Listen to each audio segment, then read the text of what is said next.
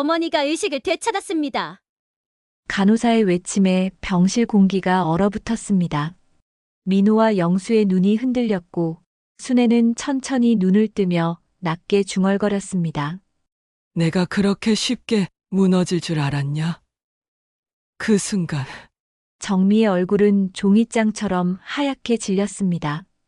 순간의 침묵은 곧 폭풍이 될 듯했다. 안녕하세요. 여러분의 사연으로 만들어가는 사연의 시작은입니다. 구독 버튼을 눌러 저희와 함께 해주시고 좋아요도 눌러주시면 더 많은 분들에게 이런 이야기를 전할 수 있습니다. 여러분의 작은 관심 하나가 큰 힘이 됩니다. 오늘의 사연 끝까지 함께 해주세요. 오늘의 사연의 시작은 충북 청주시 흥덕구에 사는 68세 김순애 씨의 이야기입니다. 엄마, 이 집 정말 팔아야 해요. 민호의 목소리가 작은 농가 안을 가득 채웠습니다. 술 냄새와 함께 쏟아지는 말들이 68세 순애의 가슴을 후벼 팠습니다. 지금 아니면 돈 못 벌어요. 엄마도 나이 드셨잖아요. 순애는 찬밥을 데우던 손을 멈췄습니다. 48살 된 큰아들이 명절 때마다 똑같은 말을 반복하고 있었습니다. 마치 녹음기처럼 같은 소리만 내고 있는 게 아닐까 싶을 정도였죠. 이 땅은 내 뼈와 살이다. 죽어도 못 판다. 순애의 목소리는 작았지만 단호했습니다.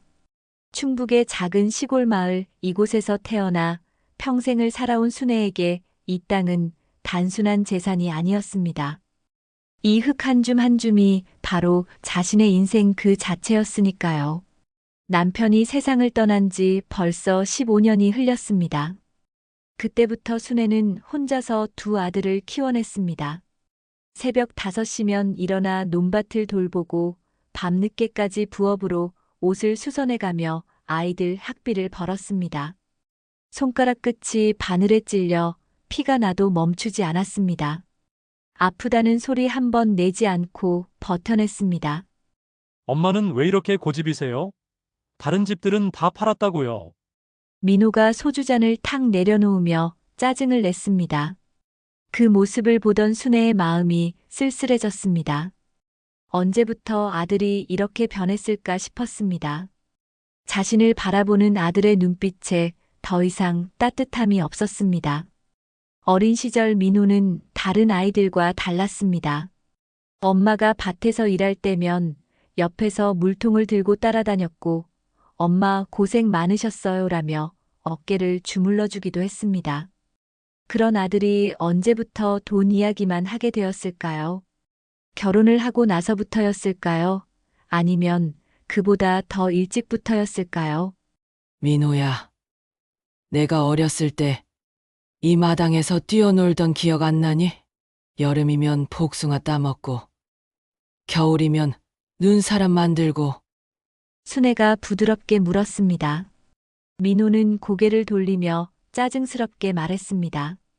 그런 건 옛날 이야기예요. 지금은 현실을 봐야죠. 이 동네 땅값 엄청 올랐다고 하잖아요. 순애는 한숨을 내쉬었습니다. 작은 아들 영수도 마찬가지였습니다.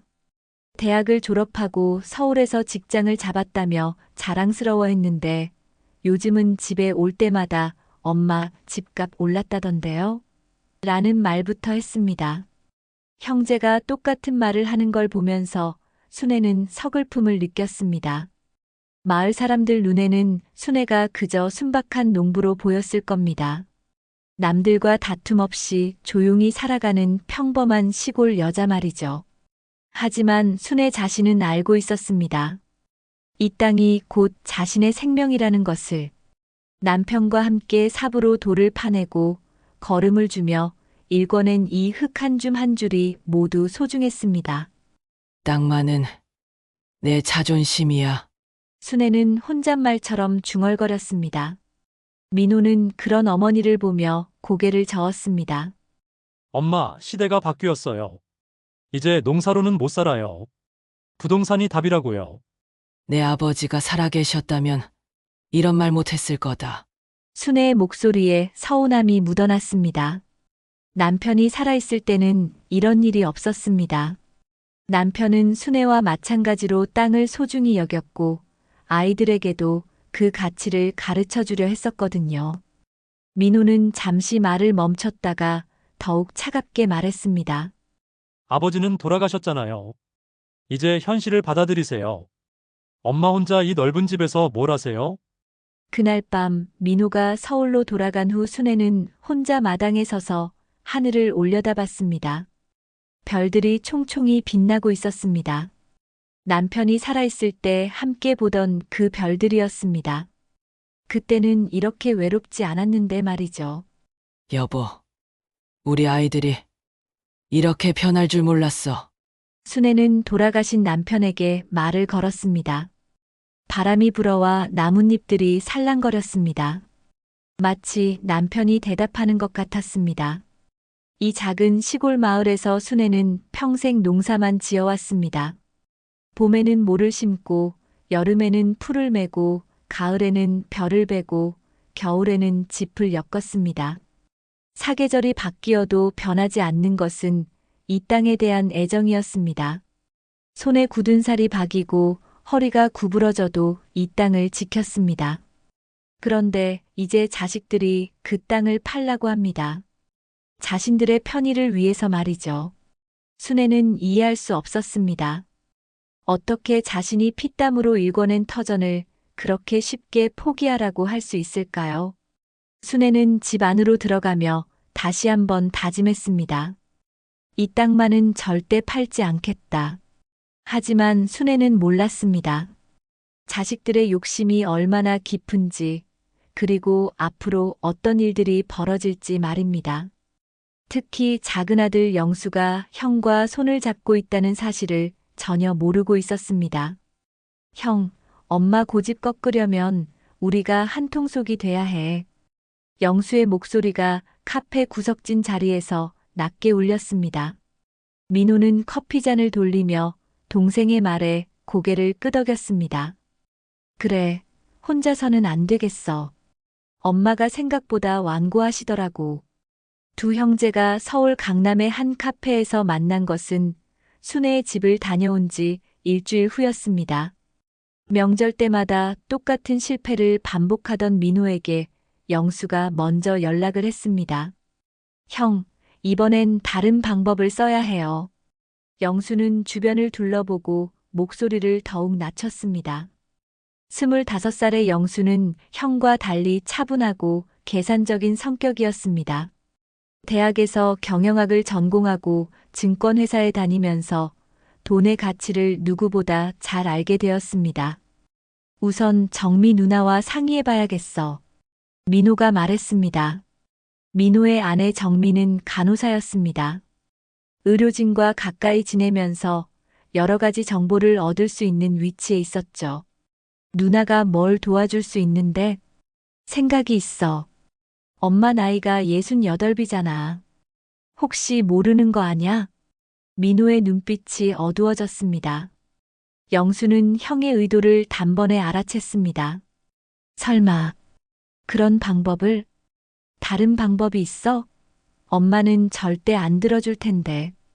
두 형제는 서로를 바라보며 잠시 침묵했습니다.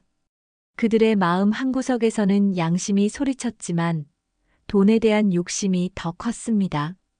며칠 후 정미가 병원에서 돌아오자마자 민호가 말했습니다. 여보, 우리 엄마 일 때문에 상의할 게 있어. 정미는 간호복을 벗으며 시큰둥하게 대답했습니다. 또 집 파는 일이야? 어머니 고집 센 건 하루 이틀 일이 아니잖아. 그래서 다른 방법을 생각해봤어. 민호는 정미에게 자세한 계획을 설명했습니다. 정미의 얼굴이 점점 굳어졌습니다. 당신 정말 그럴 거야? 시어머니한테? 달리 방법이 없잖아. 우리 아이 교육비도 만만치 않고 아파트 대출이자도 버거운데. 정미는 고민에 빠졌습니다. 남편 말도 일리가 있었습니다. 시어머니는 그 넓은 집에 혼자 살면서 돈 있는 척도 안 했습니다. 명절 때마다 용돈도 제대로 주지 않으면서 땅만 움켜쥐고 있으니 답답할 노릇이었습니다. 생각해 볼게. 하지만 위험한 일이야. 위험해도 해야지. 지금 아니면 기회가 없어. 그 무렵 시골 마을에는 놀라운 소문이 돌기 시작했습니다. 순애 씨, 들었어? 산 밑에서 금맥이 나왔다네. 이웃집 할머니가 흥분한 목소리로 말했습니다. 순애는 밭에서 김을 매다가 손을 멈췄습니다. 무슨 소리예요? 아이고, 모르고 있었구나. 지질조사단이 왔다며. 우리 마을 뒷산에 광물이 묻혀 있다나 뭐라나. 순애는 믿기지 않았습니다. 그냥 평범한 산인데 무슨 금맥이 있다는 걸까요? 하지만 며칠 후 마을 입구에 대기업 개발 공고문이 붙었습니다. 이응이응 건설 토지 매입 공고라는 제목이 큼지막하게 적혀 있었습니다. 이게 정말이네. 순애가 중얼거렸습니다. 공고문을 보던 다른 마을 사람들도 웅성거렸습니다. 땅값이 엄청 오를 거래. 우리 동네가 갑자기 대박 나는 건가? 소문은 삽시간에 퍼졌습니다. 부동산 중개업소마다 전화가 빗발쳤고 외지인들이 마을을 둘러보러 오기 시작했습니다. 순애는 집으로 돌아와 아들들에게 전화를 걸었습니다. 민호야, 마을에 이상한 소문이 돌고 있어. 무슨 소문인데요? 산에서 금맥이 나왔다네. 대기업에서 땅을 사겠다고 공고까지 냈어. 전화 너머로 민호의 숨소리가 거칠어지는 게 들렸습니다. 진짜요? 확실해요? 마을 입구에 공고문까지 붙어 있더라고. 민호는 전화를 끊자마자 영수에게 급히 연락했습니다. 영수야, 큰일 났어. 엄마 동네에 개발 바람이 불고 있어. 뭐라고? 정말이야? 엄마가 직접 확인했다고 하셔. 이제 진짜 한탕이야. 두 형제의 욕심은 하늘을 찔렀습니다. 지금까지는 그냥 집 한 채 파는 정도로 생각했는데 이제는 완전히 다른 차원의 이야기가 되었습니다. 형, 이제 정말 서둘러야 해. 엄마만 제끼면 우리 인생이 바뀌는 거야. 그래, 더 이상 미룰 수 없어. 정미한테 빨리 부탁해야겠어. 순애는 그날 밤 잠을 이루지 못했습니다. 갑자기 변한 마을 분위기가 불안했습니다. 평생 조용했던 동네에 낯선 사람들이 드나들고 이웃들마저 돈 이야기만 했습니다. 여보, 이게 정말 좋은 일일까? 순애는 돌아가신 남편에게 물었습니다. 하지만 이번에는 바람도 불지 않았습니다. 며칠 후 민호와 영수가 함께 내려왔습니다. 평소와 달리 두 사람의 표정이 진지했습니다. 엄마, 이제 정말 결정하셔야 해요. 뭘 결정하라는 거냐? 땅을 팔지, 계속 버틸지 말이에요. 지금 팔면 대박인데 놓치면 후회해요. 순애는 두 아들을 번갈아 보았습니다. 이상하게도 오늘 아들들의 눈빛이 평소와 달랐습니다. 마치 무언가를 감추고 있는 것 같았습니다. 엄마는 안 판다고 했잖냐. 그럼 어쩔 수 없네요. 영수가 차갑게 말했습니다. 순애는 가슴이 철렁했습니다. 무언가 불길한 예감이 들었습니다. 치매 진단서만 있으면 끝나요. 정미의 목소리가 병원 휴게실에서 낮게 울렸습니다. 마주 앉은 의사는 잠시 망설이다가 고개를 끄덕였습니다. 하지만 위험한 일이야. 나중에 문제되면. 걱정 마세요. 돈은 넉넉히 드릴게요. 정미는 가방에서 봉투를 꺼내 건넸습니다. 의사는 주변을 둘러보고 재빨리 받아 챙겼습니다. 언제까지 필요해? 이번 주 안으로 부탁해요. 급한 일이라서. 그 무렵 순애는 자신에게 벌어질 일을 전혀 모른 채 평소와 다름없이 하루를 보내고 있었습니다. 아침 일찍 일어나 밭에 나가 배추를 돌보고 점심에는 이웃집에 나눠줄 김치를 담갔습니다. 순애 씨, 정말 안 팔아? 옆집 할머니가 울타리 너머로 물었습니다. 우리 집 며느리가 그러는데 땅값이 평당 100만 원까지 올랐다네. 순애는 손을 멈추고 고개를 저었습니다. 돈이 전부가 아니에요. 이 땅은 우리 남편하고 같이 일군 곳인데. 아이고, 그래도 돈이 있어야 병원도 다니고 하는 거 아냐? 이웃의 말에도 순애의 마음은 변하지 않았습니다. 하지만 마을 분위기는 점점 달아올랐습니다. 하루가 다르게 부동산 업자들이 찾아왔고 평생 농사만 지어온 마을 사람들이 갑자기 억 단위의 돈을 손에 쥐게 되면서 들뜨기 시작했습니다. 그날 저녁 민호에게서 전화가 왔습니다. 엄마, 내일 병원에 같이 가요. 병원? 왜? 요즘 건망증이 심해지신 것 같아서요. 한번 검사 받아보세요. 순애는 어리둥절했습니다. 자신은 멀쩡한데 무슨 건망증이란 말일까요? 나는 아무렇지도 않은데 엄마가 느끼지 못하는 거예요. 어제도 같은 이야기를 3번이나 하셨잖아요. 순애는 기억이 나지 않았습니다. 정말 그랬나 싶어 고민하게 되었습니다. 괜히 병원비만 나가는 거 아니야? 엄마 건강이 더 중요하죠. 제발 한 번만 가봐요. 결국 순애는 다음 날 민호와 함께 병원에 갔습니다. 정미가 미리 소개해준 신경과였습니다. 어머님, 간단한 검사부터 해볼게요. 의사는 친절하게 말하며 여러 가지 질문을 했습니다. 순애는 성실하게 답했지만 의사는 뭔가 심각한 표정을 지었습니다. 좀 더 정밀한 검사가 필요할 것 같습니다. 뭐가 문제인가요? 민호가 걱정스럽게 물었습니다. 하지만 마음속으로는 계획대로 되어가고 있다며 안도했습니다. 초기 치매 증상이 보입니다. 지금 당장 심각한 건 아니지만 빨리 치료받으시는 게 좋겠어요. 순애는 머리가 하얗게 변했습니다. 치매라고요? 그럴 리가 없는데. 어머님, 치매는 본인이 느끼지 못하는 경우가 많아요. 가족분들이 더 잘 아시죠? 의사는 민호를 보며 고개를 끄덕였습니다. 검사가 끝나고 집으로 돌아오는 길에 순애는 말이 없었습니다. 자신이 정말 치매에 걸린 건 아닐까 하는 두려움이 밀려왔습니다. 엄마, 너무 걱정하지 마세요. 초기라니까 치료하면 돼요.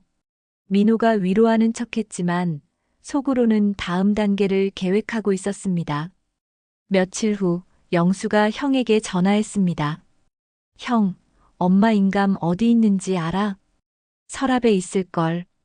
왜? 미리 준비해두는 게 좋을 것 같아. 나중에 엄마가 정신 없어지면 찾기 어려울지도 모르잖아. 그럼 이번 주말에 가서 슬쩍 가져올까? 그래, 조심스럽게. 토요일 오후 영수가 순애의 집을 찾았습니다. 엄마, 안녕하세요. 영수야, 갑자기 웬일이니? 그냥 얼굴 보고 싶어서요. 요즘 어떠세요? 순애는 작은 아들이 반가웠습니다. 평소 영수는 형보다 자상했거든요. 괜찮다. 병원에서는 치매 초기라고 하던데 나는 멀쩡한 것 같은데. 의사 말씀이니까 믿어야죠. 약도 잘 드세요. 영수는 순애와 이런저런 이야기를 나누면서 기회를 엿봤습니다. 순애가 화장실에 간 사이 재빨리 서랍을 뒤져 인감을 찾아냈습니다. 있다.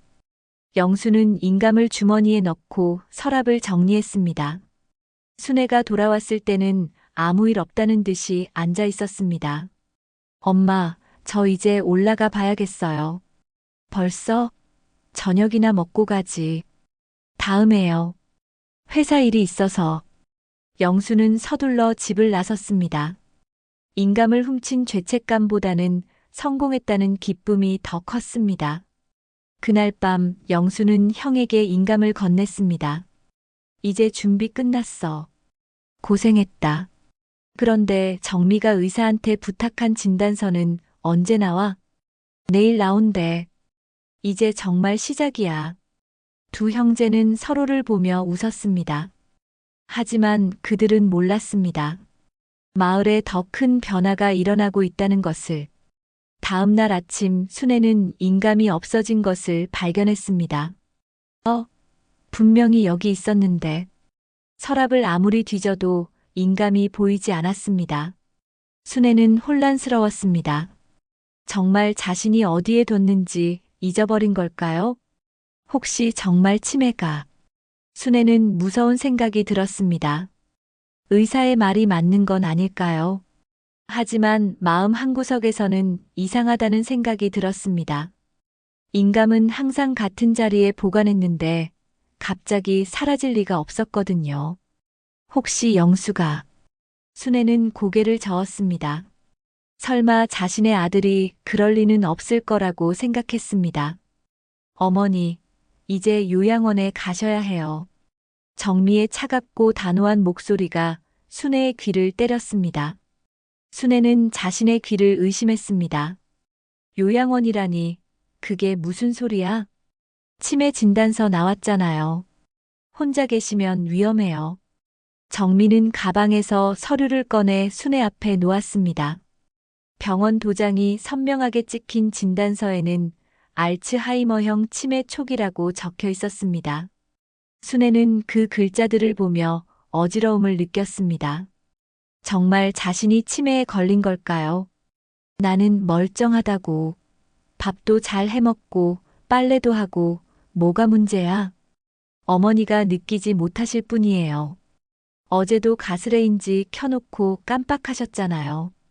정미의 거짓말에 순애는 당황했습니다. 그런 적이 없는데 기억이 나지 않았습니다. 그런 적 없는데 바로 그거예요. 기억을 못 하시니까 위험한 거죠. 민호가 옆에서 거들었습니다. 두 사람의 말에 순애는 점점 자신감을 잃어갔습니다. 영수는 뭐라고 하니?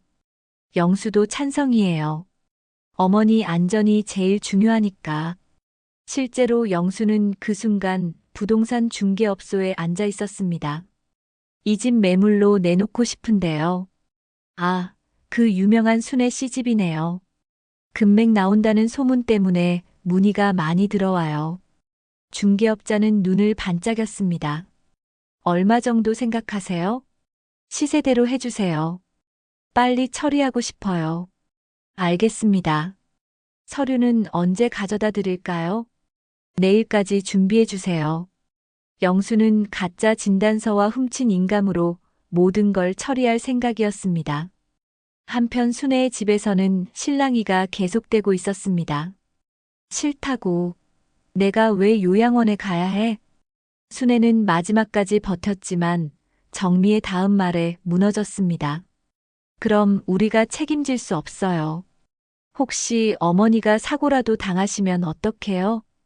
그리고 솔직히 말씀드리면 우리도 애 키우고 살기 바빠요. 어머니까지 모실 여유가 없어요. 정미의 냉정한 말에 순애의 마음은 산산조각 났습니다. 며느리가 이렇게 차가운 사람이었나 싶었습니다. 민호야, 너도 그렇게 생각하니? 순애는 아들을 간절히 바라봤습니다. 하지만 민호는 고개를 돌렸습니다. 엄마, 미안해요. 하지만 이게 다 엄마를 위한 일이에요. 그때 갑자기 순애의 가슴이 뛰기 시작했습니다. 숨이 가빠지면서 어지러움이 몰려왔습니다. 으악! 순애는 가슴을 움켜쥐며 비틀거렸습니다. 어머니! 민호가 놀라 달려갔지만 순애는 그대로 바닥에 쓰러졌습니다. 119불러. 정미가 소리쳤습니다. 하지만 마음속으로는 다른 생각을 하고 있었습니다. 이렇게 되면 더 편하겠네. 구급차가 도착해 순애를 병원으로 옮겼습니다. 응급실에서 의사는 심각한 표정으로 말했습니다. 급성 심근경색입니다. 위급한 상황이에요. 생명에는 지장 없죠? 민호가 걱정스럽게 물었습니다. 하지만 그의 걱정은 진짜가 아니었습니다. 지금 수술 중이에요. 결과를 지켜봐야겠습니다. 수술실 밖에서 기다리는 동안 정미가 민호에게 속삭였습니다. 이번 기회에 모든 걸 정리해버리자. 지금이야? 엄마가 수술 받고 있는데 언제까지 기다릴 거야? 다른 사람들이 먼저 땅 사버리면 어떡해? 정미의 말에 민호도 흔들렸습니다. 욕심이 양심을 이겼습니다. 영수한테 연락해봐. 잠시 후 영수가 병원에 도착했습니다. 엄마는 어떻게 됐어? 수술 중이야. 그런데 우리 일 처리해야겠어. 지금이야? 타이밍이 딱 좋잖아. 엄마가 의식 잃어있을 때 처리하면 돼. 영수도 망설였지만 부동산 업자의 전화를 받고 마음이 바뀌었습니다. 영수 씨, 매물 문의가 폭주하고 있어요. 지금 계약하면 시세보다 높게 받을 수 있어요. 얼마나요? 평당 150만 원도 가능해요. 영수는 계산기를 두드려 봤습니다. 순회의 땅이 200평 정도였으니 3억 원이 넘는 돈이었습니다. 알겠어요. 내일 계약하죠. 전화를 끊고 형에게 말했습니다. 형, 3억이 넘어요. 우리가 반반 나눠도 1억 5천씩이야. 정말이야? 두 형제의 눈이 반짝였습니다. 1억 5천만 원이면 아파트 대출도 갚고 새 차도 살 수 있었습니다. 그럼 내일 계약하자. 인감은 내가 가지고 있어. 진단서도 있고. 완벽하네. 그들은 수술실 밖에서 돈 계산을 하고 있었습니다. 어머니의 생사보다 돈이 더 중요했습니다. 몇 시간 후 의사가 나왔습니다. 수술은 성공적으로 끝났습니다. 하지만 아직 위험한 상태예요. 언제 의식이 돌아올까요? 며칠 더 지켜봐야겠습니다. 의사가 사라지고 나서 정미가 말했습니다. 며칠이면 충분하죠. 그 사이에 모든 걸 정리해버려요. 우리가 이러고 있어도 되나? 민호가 조금 망설였습니다. 지금 아니면 언제 해? 어머니가 깨어나면 절대 안 될 텐데. 정미의 말이 맞았습니다. 순애가 의식을 회복하면 모든 계획이 무산될 것이었습니다. 그래, 내일 바로 처리하자. 중환자실 안에서 순애는 의식을 잃은 채 누워 있었습니다. 각종 의료기기가 그녀의 생명을 이어주고 있었습니다. 복도 한쪽에서 자식들은 차갑게 속삭이고 있었습니다. 이제 곧 끝이다. 재산은 우리 거야. 하지만 그들은 몰랐습니다. 순애의 손가락이 살짝 움직이고 있다는 것을, 그리고 그녀의 의식이 천천히 돌아오고 있다는 것을 말입니다. 계약서에 도장만 찍으면 끝나요. 부동산 중개업자가 영수에게 서류를 건넸습니다. 순애의 집 매매 계약서였습니다. 3억 2천만 원 맞죠? 네, 금맥 소문 때문에 가격이 더 올랐어요. 운 좋으시네요. 영수는 훔친 인감을 꺼내 계약서에 도장을 찍었습니다. 순애 모르게 그녀의 평생 재산을 팔아넘기는 순간이었습니다. 잔금은 언제 받을 수 있어요? 일주일 후에 완료됩니다. 그때까지 집 비우시면 돼요. 영수는 계약서를 받아들고 기분이 좋았습니다. 이제 형과 반반 나눠도 1억 6천만 원씩이었습니다. 그 시각 병원에서는 민호와 정미가 의사와 상담하고 있었습니다. 환자 상태가 어떤가요? 아직 의식이 돌아오지 않았습니다. 하지만 생체 징후는 안정적이에요. 언제쯤 깨어날까요? 정미가 초조하게 물었습니다. 순애가 빨리 깨어나면 모든 계획이 틀어질 수 있었거든요. 환자마다 다르지만 보통 며칠에서 일주일 정도 걸립니다. 혹시 더 오래 걸릴 수도 있나요? 민호의 질문에 의사가 고개를 끄덕였습니다. 나이가 있으시니까 회복이 더딜 수 있어요. 최악의 경우 의식을 되찾지 못할 수도 있습니다. 정미와 민호는 서로를 바라보며 안도의 표정을 지었습니다. 순애가 깨어나지 않는다면 오히려 일이 쉬워질 것이었습니다. 최선을 다해주세요. 민호는 예의상 말했지만 마음속으로는 다른 생각을 하고 있었습니다. 중환자실 안에서 순애는 깊은 무의식 속에 있었습니다. 하지만 그녀의 귀에는 주변 소리들이 희미하게 들리고 있었습니다. 어머니가 깨어나지 않았으면 좋겠는데. 정미의 속삭임이 순애의 귓가를 스쳤습니다. 집도 팔았으니까 이제 우리 걱정은 없어. 민호의 목소리도 들렸습니다. 순애의 마음속 어딘가에서 분노가 끓어올랐습니다. 하지만 몸은 전혀 움직일 수 없었습니다. 다음 날 영수가 병원에 와서 형에게 계약서를 보여줬습니다. 다 끝났어. 3억 2천만 원에 팔렸어. 진짜야? 대박이다. 민호의 목소리가 커졌다가 주변을 의식하며 작게 줄였습니다. 잔금은 언제 받아? 일주일 후야. 그때까지 집만 비우면 돼. 엄마 짐은 어떻게 하지? 필요한 것만 골라서 요양원으로 보내면 돼. 나머지는 버려. 형제는 어머니의 평생 살림살이를 쓰레기 취급했습니다. 그때 간호사가 다가왔습니다. 환자분 상태에 변화가 있어요. 뭔가요? 혈압이 갑자기 올라갔어요. 스트레스를 받는 것 같아요. 간호사의 말에 형제는 당황했습니다. 혹시 순애가 그들의 대화를 들은 걸까요? 의식은 아직 없죠? 네, 아직 깨어나지 않았어요. 하지만 실제로 순애는 모든 것을 듣고 있었습니다.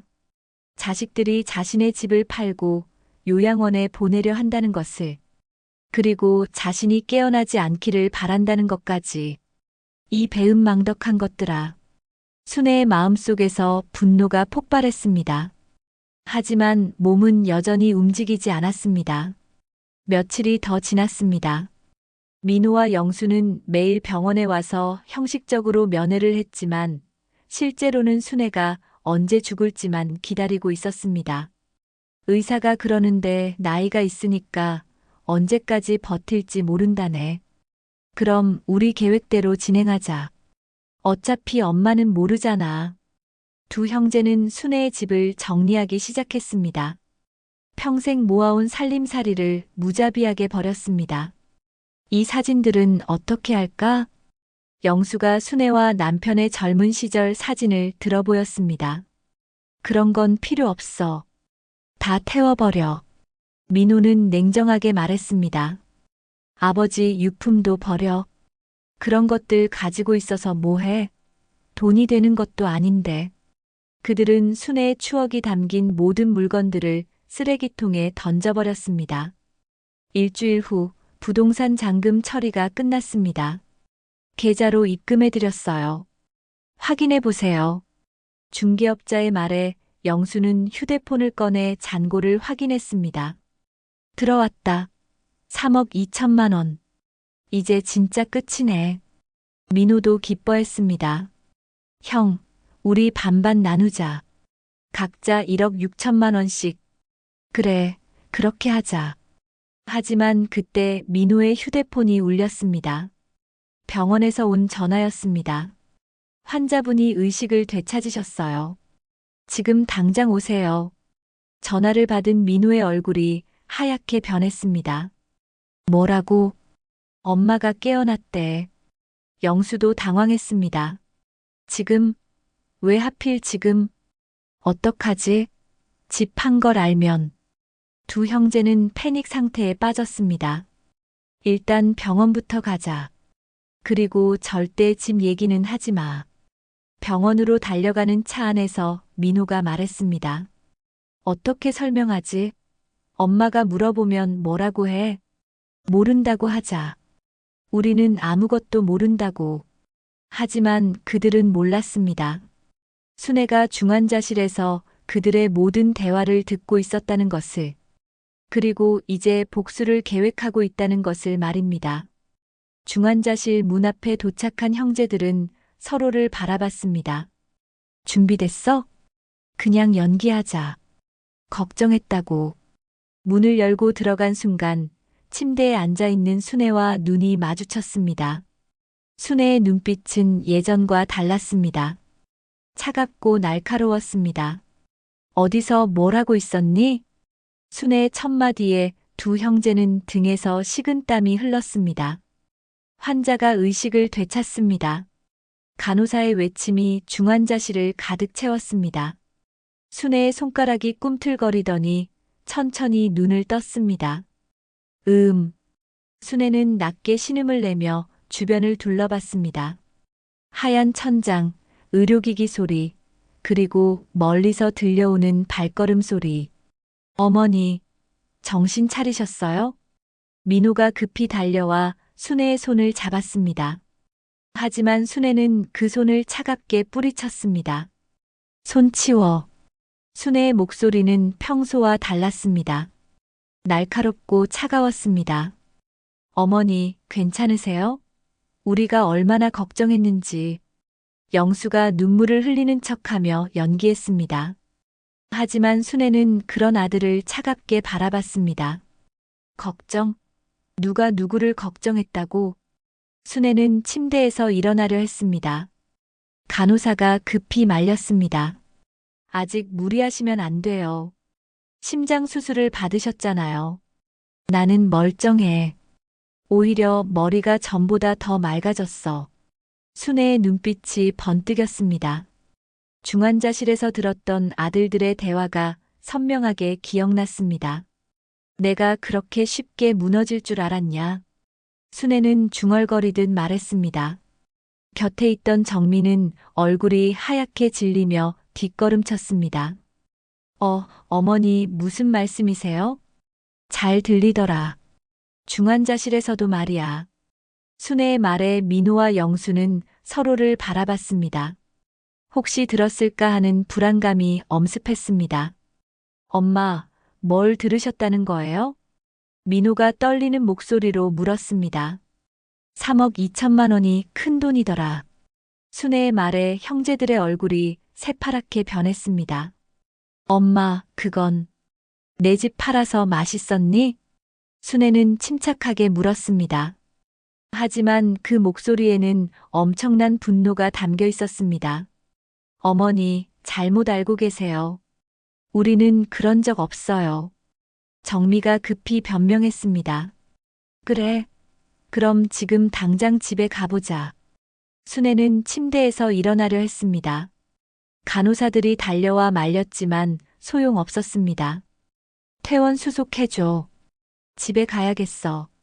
어머니, 아직 안정을 취하셔야. 안정? 내 집이 사라졌는데 무슨 안정이야? 순애의 목소리가 점점 커졌습니다. 다른 환자들까지 돌아볼 정도였습니다. 결국 의사가 와서 말했습니다. 퇴원은 가능하지만 절대 무리하시면 안 됩니다. 그리고 일주일 후에는 반드시 재검사 받으세요. 알겠어요. 빨리 퇴원 수속해주세요. 1시간 후 순애는 민호의 차를 타고 집으로 향했습니다. 차 안의 분위기는 얼어붙었습니다. 엄마, 정말 오해세요. 우리는 집을 팔지 않았어요. 영수가 마지막으로 거짓말을 시도했습니다. 그럼 집에 가서 확인해보자. 순애는 단호하게 말했습니다. 마을에 도착하자 순애의 집 앞에는 매매 완료 딱지가 붙어 있었습니다. 그리고 낯선 사람들이 집 주변을 둘러보고 있었습니다. 이게 뭐야? 순애가 차에서 내리자마자 소리쳤습니다. 아, 새 주인분이세요? 부동산 업자가 다가와 인사했습니다. 새 주인? 내가 왜 새 주인이야? 여기는 내 집이야. 그런데 매매 계약서에는 김순애 씨가 판매자로 되어 있는데요. 부동산 업자가 서류를 꺼내 보여줬습니다. 거기에는 순애의 인감이 선명하게 찍혀 있었습니다. 이건 내가 찍은 게 아니야. 순애는 서류를 보며 분노했습니다. 그럼 사기라는 말씀이세요?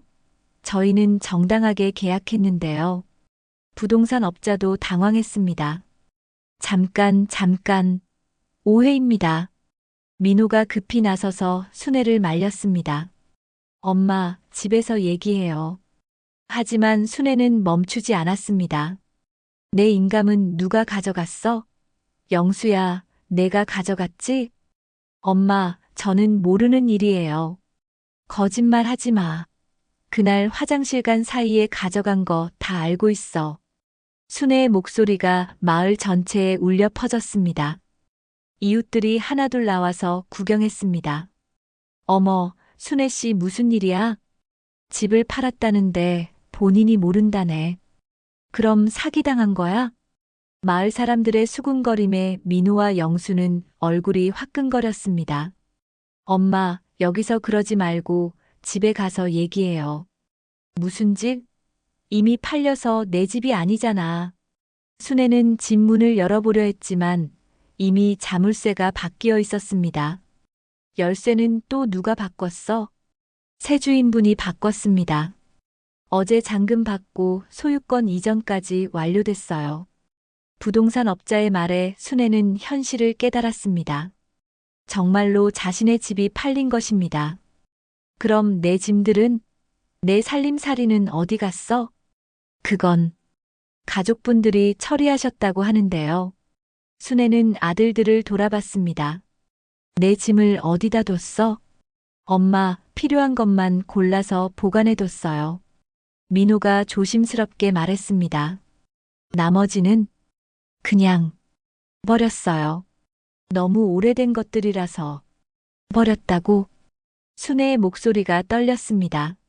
남편과의 추억이 담긴 사진들, 아이들 어릴 때 옷가지들, 평생 모아온 그릇들까지 모두 버렸다는 말이었습니다. 아버지 유품도 버렸어? 엄마, 그런 건 보관하기도 어렵고. 이 배은망덕한 놈들아. 순애가 마침내 폭발했습니다. 내가 너희들을 어떻게 키웠는데. 새벽부터 밤까지 일해서 학교 보내고 대학까지 보내줬는데. 마을 사람들이 점점 많이 모여들었습니다. 순애의 울부짖음에 모두들 안타까워했습니다.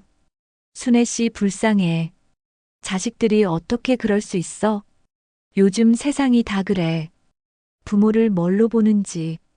이웃들의 말에 민호와 영수는 더욱 위축되었습니다. 엄마, 우선 우리 집으로 가요. 거기서 얘기해요. 너희 집? 나한테 집이 어딨어? 내 집은 이미 팔아버렸잖아. 순애는 절망에 빠졌습니다. 평생을 일궈온 터전을 하루아침에 잃었습니다. 더욱 충격적인 것은 그 일을 자신의 자식들이 저질렀다는 사실이었습니다. 하지만 순애는 포기하지 않았습니다. 심장이 다시 뛰는 순간 더 이상 약자가 아니었습니다. 좋아. 이제 법적으로 해결하자. 순애의 단호한 선언에 아들들의 얼굴이 하얗게 변했습니다. 이 땅은 내 피와 눈물이다. 그런데 내 자식들이 날 치매라 하고 내 인생을 지우려 했다. 순애의 목소리가 재판정을 가득 채웠습니다. 증언대에 선 그녀는 땅 문서를 움켜쥔 채 떨리지 않는 목소리로 말했습니다. 재판장님, 저는 치매가 아닙니다. 이 모든 것이 자식들의 조작입니다. 방청석에 앉은 민호와 영수의 얼굴은 창백했습니다. 불과 한 달 전까지만 해도 모든 것이 계획대로 진행되고 있다고 생각했는데 이제 법정에서 피고인이 되어 있었습니다. 피고인들은 허위 진단서를 통해 원고의 정신 능력을 의심받게 하고 원고 모르게 인감을 도용해 부동산을 처분했습니다. 순애의 변호사가 증거자료를 제출했습니다. 여기 있는 병원 기록을 보시면 피고인 민호의 아내 정미가 의료진과 공모해 허위 진단서를 작성한 정황이 드러납니다. 재판장이 서류를 살펴봤습니다. 피고인 측 변호사, 이에 대한 반박이 있습니까? 민호의 변호사가 일어났습니다. 재판장님, 저희 의뢰인은 어머니의 건강을 걱정해서 한 일입니다. 아기가 없었습니다. 아기가 없었다고요? 순애가 소리쳤습니다. 내가 중환자실에서 의식을 잃고 있을 때 어머니가 깨어나지 않았으면 좋겠다고 한 게 아기가 없는 거예요? 방청석에서 웅성거림이 일어났습니다. 마을 사람들이 순애를 응원하러 온 것이었습니다. 조용히 해주시기 바랍니다. 재판장이 망치를 두드렸습니다. 계속 증언해 주시기 바랍니다. 순애는 깊은 숨을 쉬고 다시 말했습니다. 제가 쓰러져 병원에 있을 때 이 자식들은 제 집을 팔고 짐을 모두 버렸습니다. 남편과의 추억이 담긴 사진들, 아이들 어릴 때 옷가지들까지 모두 쓰레기로 버렸어요. 순애의 목소리가 떨렸습니다. 그것들은 돈으로 살 수 없는 소중한 추억들이었습니다. 그런데 이 자식들은 돈이 되는 것도 아닌데 뭐하러 가지고 있냐고 했어요. 방청석의 마을 사람들이 고개를 저었습니다. 한심하다 정말. 저런 자식들이 어디 있어. 민호가 벌떡 일어났습니다. 재판장님, 저희도 사정이 있었습니다. 아파트 대출에 아이 교육비까지 생활이 너무 어려웠어요. 그래서 어머니 집을 팔았다는 겁니까? 재판장이 차갑게 물었습니다. 그게 아니라. 민호는 말을 잇지 못했습니다. 영수도 일어나서 변명했습니다. 어머니 나이도 많으시고 혼자 그 넓은 집에서 살기 어려우실까봐. 거짓말. 순애가 소리쳤습니다. 너희들이 중환자실에서 한 말 다 들었어. 3억 2천만 원을 반반 나누면 1억 6천만 원씩이라고 했잖아. 영수의 얼굴이 하얗게 변했습니다. 엄마, 그건. 그리고 어머니가 죽으면 더 편하겠네라고 한 것도 다 들었다. 방청석에서 탄식 소리가 터져 나왔습니다. 어떻게 저럴 수가 있어? 자식이 부모한테 저런 말을. 재판장이 다시 망치를 두드렸습니다. 검찰 측, 추가 증거가 있습니까? 검사가 일어났습니다. 네, 재판장님. 피고인들의 통화 기록과 은행 거래 내역을 확보했습니다. 제출해 주시기 바랍니다. 검사는 서류를 건네며 설명했습니다. 부동산 매매 당일 피고인 영수가 이제 진짜 한탕이다라고 형에게 문자를 보냈습니다. 그리고 계약 직후 각자 1억 6천만 원씩이라는 내용의 통화를 했습니다. 증거가 하나씩 드러날 때마다 민호와 영수는 고개를 떨구었습니다. 또한 피고인 정미가 병원 의료진에게 뇌물을 준 정황도 확인되었습니다. 재판장이 정미를 바라봤습니다. 피고인 정미, 이에 대해 할 말이 있습니까? 정미는 떨리는 목소리로 대답했습니다. 저는 그냥 남편 말만 들었을 뿐입니다. 본인도 간호사로서 의료진 매수가 불법이라는 걸 알고 있지 않습니까? 죄송합니다. 정미가 고개를 숙였습니다. 그때 민호가 벌떡 일어나서 무릎을 꿇었습니다. 엄마, 제발 용서해줘요. 저희가 잘못했어요. 민호는 순애 앞에서 무릎을 꿇고 울부짖었습니다. 정말 죄송해요. 다 제가 잘못했어요. 영수도 따라서 무릎을 꿇었습니다. 엄마, 저희가 미쳤었어요. 돈에 눈이 멀어서 정신을 못 차렸어요. 하지만 순애는 차가운 표정으로 그들을 내려다봤습니다. 이제 와서 무슨 소용이야? 내 평생 추억들은 이미 쓰레기통에 버려졌는데. 엄마, 다시 찾아드릴게요. 뭐든지 해드릴게요. 너희들을 믿을 수 있을 것 같니? 순애의 목소리는 여전히 차가웠습니다. 재판장이 최종 발언 기회를 주었습니다. 원고, 마지막으로 하고 싶은 말이 있으십니까? 순애는 천천히 일어났습니다. 재판장님, 저는 이 자식들을 용서할 수 없습니다. 혈육이라고 해서 모든 걸 용서해야 한다고 생각하지 않아요. 순애는 아들들을 차례로 바라봤습니다. 이 아이들이 어릴 때 저는 새벽 5시에 일어나 농사를 짓고 밤늦게까지 부업을 해서 학비를 벌었습니다. 손가락이 바늘에 찔려 피가 나도 멈추지 않았어요. 순애의 목소리가 울렸습니다. 그렇게 키운 자식들이 저를 치매라 하고 제가 죽기를 바랐다고 합니다. 이런 자식들을 어떻게 용서하겠어요? 방청석에서 박수가 터져 나왔습니다. 마을 사람들이 순애를 응원하고 있었습니다. 하지만 저는 복수를 원하는 게 아닙니다. 다만 정의가 실현되기를 바랄 뿐입니다. 재판장이 고개를 끄덕였습니다. 판결은 일주일 후에 선고하겠습니다. 재판이 끝나고 나서 순애는 법정을 나서며 다시 한번 다짐했습니다. 더 이상 약한 모습을 보이지 않겠다고 말입니다. 피고인 민호, 영수에게 징역 3년과 벌금 5천만 원을 선고합니다.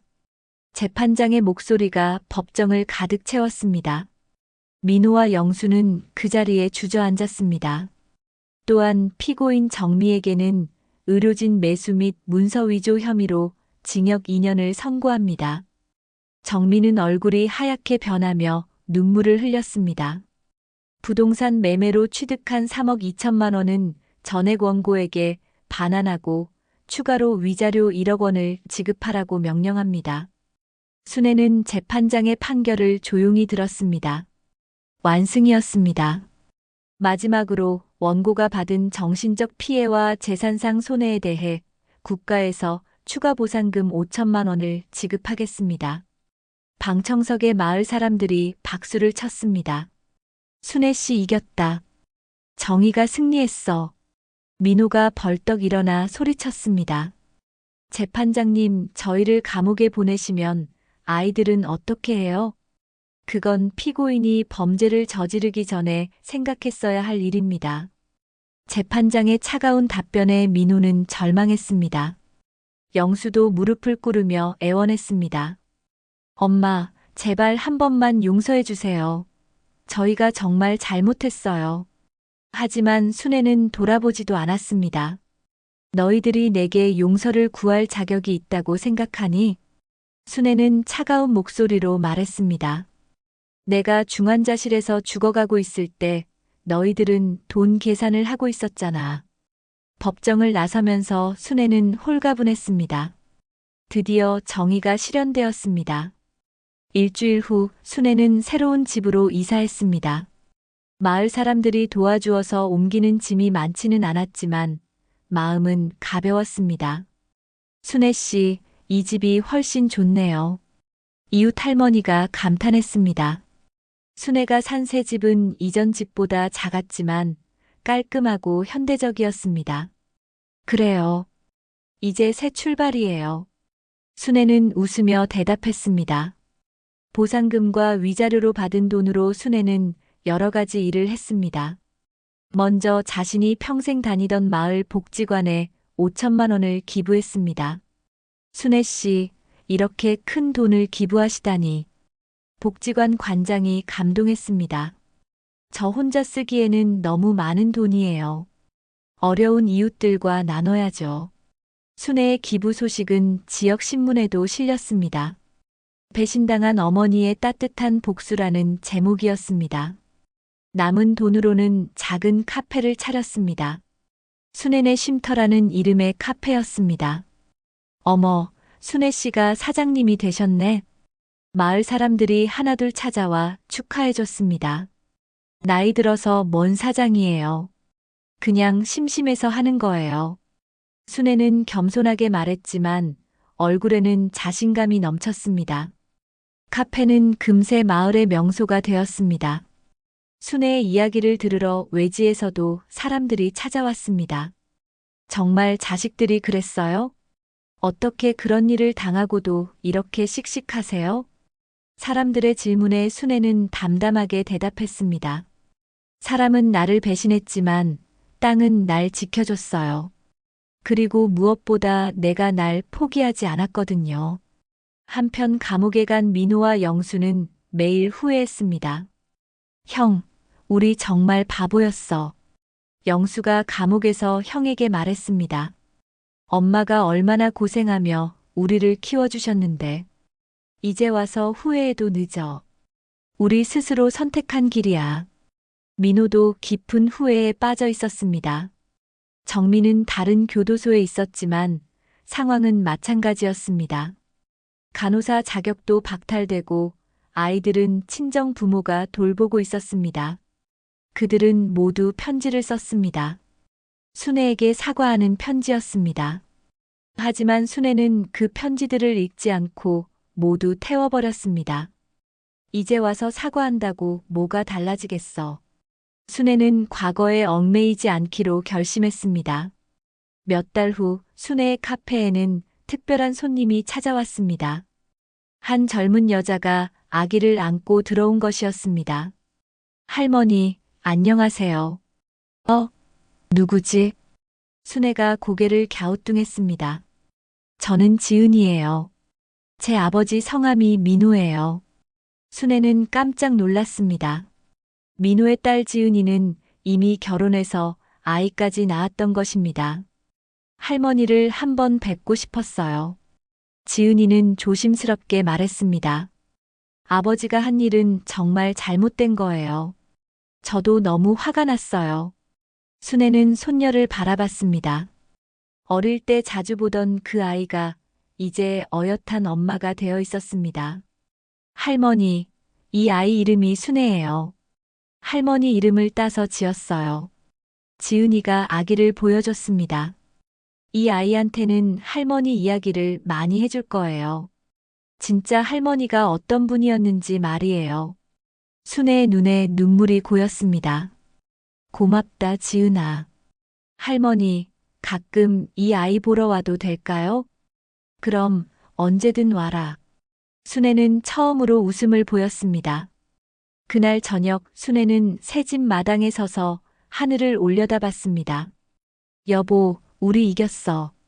순애는 돌아가신 남편에게 말을 걸었습니다. 자식들은 우리를 배신했지만 손녀는 우리 편이야. 바람이 불어와 나뭇잎들이 살랑거렸습니다. 순애의 얼굴에는 이제 두려움 대신 세월을 견뎌낸 강인한 빛이 자리했습니다. 68세의 새로운 인생을 시작한 것입니다. 순애의 쉼터는 오늘도 마을 사람들로 북적입니다. 그리고 순애는 매일 아침 오늘도 좋은 하루가 될 거야 라고 중얼거리며 카페 문을 엽니다. 배신당했지만 굴복하지 않은 한 여인의 당당한 승리였습니다. 안녕하세요. 여러분의 사연으로 만들어가는 사연의 시작은입니다. 구독과 좋아요는 저희에게 큰 힘이 됩니다. 여러분의 작은 관심 하나가 더 많은 분들에게 이 이야기를 전할 수 있는 힘이 됩니다. 혹시 오늘 사연을 들으시면서 떠오르는 생각이나 경험이 있으셨다면 댓글로 함께 나눠주세요. 여러분의 이야기가 곧 다음 사연의 시작이 됩니다. 오늘 이야기 끝까지 함께 해주셔서 감사합니다. 구독과 좋아요는 다음 사연을 이어가는 힘이 됩니다. 여러분의 이야기가 곧 새로운 사연의 시작입니다. 내일은 더 따뜻하고 새로운 이야기로 찾아뵙겠습니다. 모두 사랑합니다.